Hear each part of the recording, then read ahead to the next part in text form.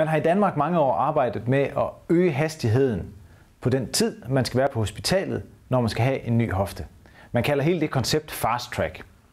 Det går ud på, at man tager patienten ind, uddanner patienten og sørger for, at patienten er optimeret på alle de måder, man overhovedet finder det muligt, før at man gør patienten klar til at blive udskrevet igen fra hospitalet.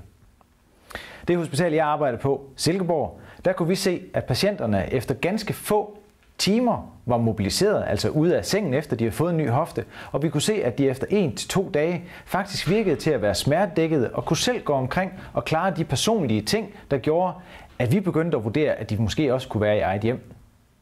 De observationer lagde til grund for, at vi begyndte at diskutere internt på hospitalet, blandt læger og blandt sygeplejersker, hvad er det, der gør, at patienterne stadigvæk er på hospitalet, nu når de virker så friske, som de egentlig talt var. Den diskussion mundede ud i, at vi startede et projekt